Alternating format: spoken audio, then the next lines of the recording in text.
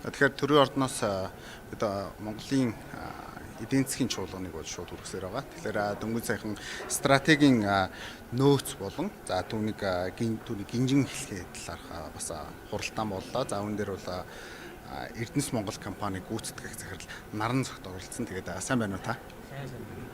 Бид өнөөдөр бас Монгол улсын яг энэхүү стратегийн нөөц ордуудын талаар нэлээд бас чухал хэлэлцээнийг сая дуусгалаа. Тэгэхээр энэхүү хурал дээр яг юу ярилцв? Бид яг ямар хуу төвшөнд байгаа? Цаашдаа яг Монгол улс яг стратегийн нөөцүүдийг хэрхэн харж байгаа талаарх та мэдээлэл өгөөч. Тийм, тэгээ саяны хэлцүүлэгт бол улсын их хурал, засгийн газар, төрийн өмчийн компани, за гадны бас хөрөнгө оруулагч, ийм төлөөлөл, хувийн хвшил, за экспорт гэсэн ийм бүрэлдэхүүнтэй оролцоод яг таны ярьсан энэ стратегийн нөөц баялаг энийг гинжин хэлхээ гэсэн сэдвээр бол хэлцүүлэг явуулсан. За энэ дээр голцоо яах вэ? Энэ стратегийн ордуудын тухай ойлголт, энийг ер нь хэрхэн үр ашигтай эдийн засгийн эргэлтэнд оруулах, энэ зөв буруу гэсэн иймэрхүү байдлаар өөр өөрийн байр сууриа илэрхийлж ярилцсан байгаа. Тэгэхээр сая Эрдэнэс Монгол нэгдлийн хувьд бол яг маш томоохон бас нэгэн мэдээллийг хийлээ л дээ. Тэгэхээр яг энэ ямар мэдээлэл сая хүмүүст хүргэж үү? Та энэ талаар нэлээд дэлгэрэнгүй тайлбарлаж өгөөч. Тэ би ч хэдэн мэдээлэл хийсэн л дээ. За ерөн зүгээр Эрдэнэс Монгол ямар учиртай вэ гэвэл Монгол улсын энэ үндсэн хууль, ашигт малтмалын тухай хуульд нэг томоохон хэмжээний ордыг стратегийн орд гэж тодорхойлоод энээс одоо бий болж байгаа үр ашгийг нийт одоо өнөө болон ирээдүйн иргэдэд тэг шудраг хүртэх гэсэн нэг ийм зарчмыг хэрэгжүүлэх төрийн өмчлөлийн эзэмшиж байгаа ийм л компани гэж ойлгох хэрэгтэй. Тэгээ энд ингээд нэгдлийн хэлбэрээр ажиллаж байгаа. Нэгдлийн бүрэлдэхүүнд 31 хуулийн этгээд ажиллаж байна. Энэ дотор одоо Монгол улсын ууган үйлдвэрүүд, Монгол улсын хамгийн том уул уурхайн компаниуд нэгдээд ингээд үйл ажиллагаа явуулж байгаа.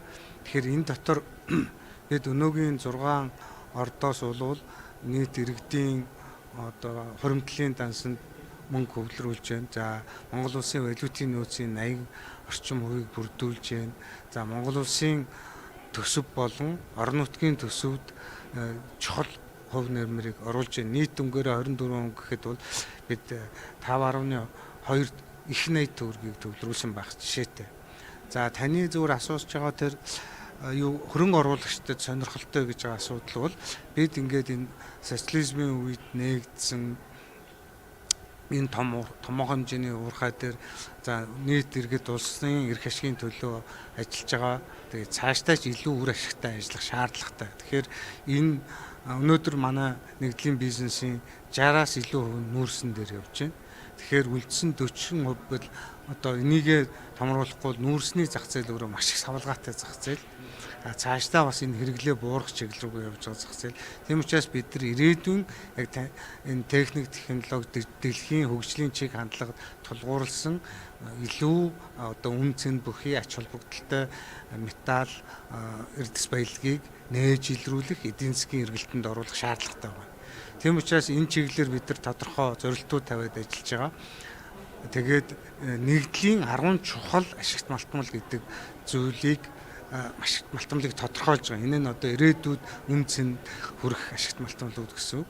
За энийг яаж тодорхойлсон бэ гэхээр мэдээж Монгол улсад өнөөдрийн тэр газрын ховор бүх нөөц бас тэр болгон байхгүй. Монгол улсад илэрсэн өмнөх судалгаанууд дээр бас ирээдүйтэй гэдэг нь тогтоогдсон энэ одоо үн цэнтэй металлуудыг бид нар тодорхойлсон гэсэн. Тэгээ энэ 10 одоо чухал ашигт малтмалынхаа хүрээнд бид нар өөрсдийн бас нөөц болцооны хүрээнд судалгаа шинжилгээ хийгээд 28 талбайд ер нь ирээдүй бас байна.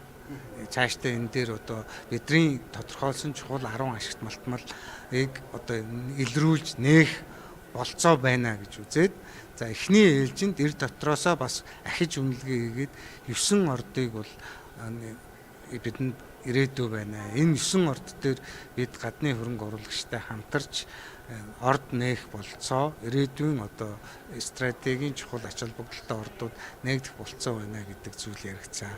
Тэгэхээр энийг одоо та ярьсан баха гэж байна. Тэгээ яг үнэ би ягаад энэ талаар илүү сонирхоод байна гэхээр за мэдээж дэлхийд бол одоо хамгийн сүүлийн үеийн одоо агуулга бол за яг энэ одоо хагас дамжуулагч буюу одоо чипний салбар байгаа. За үүний хамгийн том одоо түүхийд материал бол мэдээж энэ хуур элемент, газрын хуур элемент ордог шүү дээ. Тэгэхээр энийг бас манай Монгол улс бас өөрсдийн боломжоор хайгуулъя гэдэг өмнөг бас экспортод гаргах энэ боломж нэгдэж байгаа гэдэг бол ялангуяа одоо яг энэ салбарт ажиллаж байгаа хүмүүсийн хувьд бол маш сонирхолтой юм шинэ мэдээлэлтэй. Тэгэхээр таныг түрүүнд дурдж байхад бас хөрөнгө оруулагчид нар бас орох боломжтой талаар дурдсан. Тэгэхээр энэ дээр ямархуу байдлаар хөрөнгө оруулалтад орох судалгааны ажил дээр эсвэл бол яг олборлолт дээр байх болов. Тэгэхээр энэ хайгуул судалгаа, наривчлсан хайгуул судалгаа тэгээд энийг олборлж эхлэх, тэгээ боловсруулах, экспорт болох, эцсийн бүтээгдэхүүн болоод энэ их олон үе шаттай. Тухайн материалаасаа болоод ер нь бол урт хугацаа шаарддаг ийм зүйл. Тийм учраас энийг бол бид нар үе шатанд хувааж байгаа. Аль үе шатанд байгаа төслүүд дээр хөрөнгө оруулагчтай ямар зарчмаар ажиллах вэ гэдэг. Энэ одоо тогтолцоогоо бид нар бий механизмаа бий болгосон гэсэн. Бидний нөгөө асуудал нь өмнө нь яагаад ийм олон хэмжээний уурхайг эргэлтэнд оруулж чадахгүйсэн гэхээр хайгуул судалгааны ажил нэгдүгээр их зогссон. За хууль эрх зүйн болоод татварын бас шийдвэрлэх асуудлууд байна. Хоёрдугаарт нөгөө хөрөнгө оруулагчтай бид нар хөрөнгө оруулвал дараа нь тэр хөрөнгө оруулагч ямар үр ашгийг ямар зарчмаар хүртэх вэ гэдэг зүйл нь бас тодорхой биш. Тэгээд энэ одоо Эрдэнэс Монголын эзэмшиж байгаа энэ тусгай зөвшөөрөл болоод бусад энэ нэлээд бас хөгжүүлэлтийн шатанд явж байгаа биднэрт бас төслүүд байна. Тэгэхээр энэ дээр оролцоод яг яаж оруулсан хөрөнгөийнхөө үр ашгийг эргэж хүртэх вэ гэдэг зүйл маш тодорхой байхгүй бол хөрөнгө оруулагчид орж ирэх боломжгүй. Тэгэхээр энэ зүйлээ бид нэр их тодорхой болгосон гэсэн. Одоо бид хөрөнгө оруулагчтай уулзаад ирвэл за манай энэ төсөл бол манай англиар одоо энэ шатанд яваад төслөө. Энэ дээр та бол ийм байдлаар оролцож болно. Энийний дараа таны хүртэх үр өгөөж ийм байна гэдэг их тодорхой. Яг энэ манай хууль эрх зүйн ер нь өөрийнх нь онцлог жоохон бүрхэгдүү байдаг. Тийм учраас тэр бүрхэгдүү хууль эрх зүйн орчинд хүмүүс өөрсдийнхөө тайлбарладаг. Ялангуяа хуульчид өөрөөрөө тайлбарладаг. Хүмүүс хоёр эсрэг байр суурийг гаргаж ирдэг. Иймэрхүү нөхцөл байдал нь өнөөдөр ялангуяа энэ стратегийн ач холбогдол бүхий орд дээр одоо ойлгомжгүй байна гэд хөрөнгө оруулалтыг хаасан байна энэ гэдэг ийм асуудал яригдаад байгаа. Гэхдээ мэдээж бид энэ хууль эрх зүйн орчныг сайжруулах шаардлагатай ч байгаа өнөөгийн хууль эрх зүйн орчиндөө ч гэсэн өөрсдийнхөө мөрдөх, баримтлах бодлого, механизм дүрм журмаа тодорхой болгочих юм бол бид нар бас хүмүүс хөрөнгө оруулагчтай хамтарч ажиллаж болох юмаа гэдэг жишээг нь сая бас панелд орсон энэ зөөвч овоо уурхайн талаар нэлээд яригдлаа шүү дээ. Бид нар өнөөгийн байгаа л хууль эрх зүйн орчиндөө энэ асуудлыг хийж чадсан тийм үү. Тэгээ цаашдаа энийг бас жишг болохоос байдлаар хийх болцоотой. Тийм учраас л бид бүхэн өнөөдөр энэ хөрөнгө оруулагчтайгаа энийг маш сайн ойлгуулж за мэдээж эрх зүй хууль орчноо сайжруулах ёстой. За энэ хамтарч ажиллах ёстой. Төрийн өмчийн компани, бусад компаниуд ч гэсэн ойлгомжтой, нээлттэй байх юм бол хөрөнгө оруулалтын орчин бас байна гэж ингэж үзэж байна. За сүүлийн асуулт. Манай Монголын хувьд бол ер нь хамгийн гол төлөв бидний экспортын бараа бүтээгдэхүүнээ балк буюу томоохон хэмжээгээр одоо гардаг тийм. Магадгүй бид одоо яг энэ газрын хуур элемент дээр яг түшиглээд за уул уурхаа дотроо дараагийн нэг юм чиглэлийг бас бид нэр солонгоруулж чадах юм бол энэ өөрөө бидний яг ирээдүйд бас барьж авах нэг юм гол барьц байж болох болов та юу гэж харж байна вэ? Таны хэлж байгаа санаа бол ойлгомжтой л доо. Өөрөөр хэлэх юм бол бид нар ерөөсөө ашигт малтамлыг боловсруулахгүй түүхийгээр нь экспортлоод байгаа. Тэгэхээр энэ яадаг вэ гэхээр нэгдүгээр таны хэлж байгаа балк буюу маш хэмжээтэй.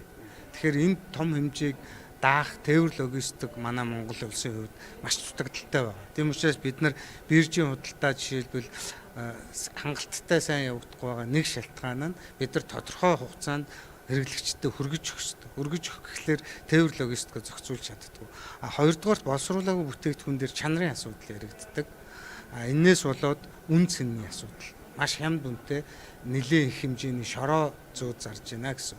Тэгэхээр манай Эрдэнэс Монголын стратегийн бас нэг гол эхний зорилт одоо бид хэрэгжүүлж эхлэе явж байгаа нь боловсруулах үйлдвэрийг бий болгоё гэж.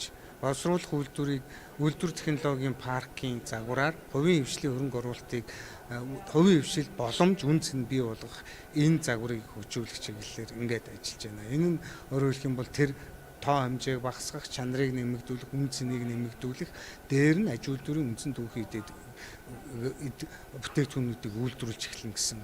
Ийм учраас энэ дээр юм даваа байдал үүснэ. Нөгөө талд таны хэлдгэр үн цэнтэй ирээдүйн одоо чухал ач холбогдолтой эрдэс баялагийг бид нар илрүүлж тэрийг эдийн засгийн эргэлтэнд оруулах юм бол бүр өшөө илүү хэд дахин илүү үн цэн тээвэр логистикийн давуу тал, дээр нь зах зээлийн давуу тал бий болж байгаа. Ер нь бол яг энэ түүхий ашигт малтамлыг боловсруулах тал дээр манай өмнөд төрш бүгд найрамд хятад улс бол дэлхийд тэргүүлж байгаа. Тийм учраас бид нар зах зээл, тээвэр логистикийн хувьд ч гэсэн ганц зах зээлээс хамааралтай болно.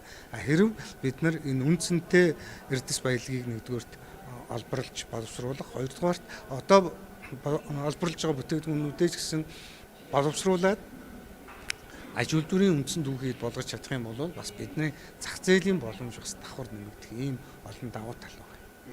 Баярлалаа. Танд хурлаанд нь амжилт хүсье.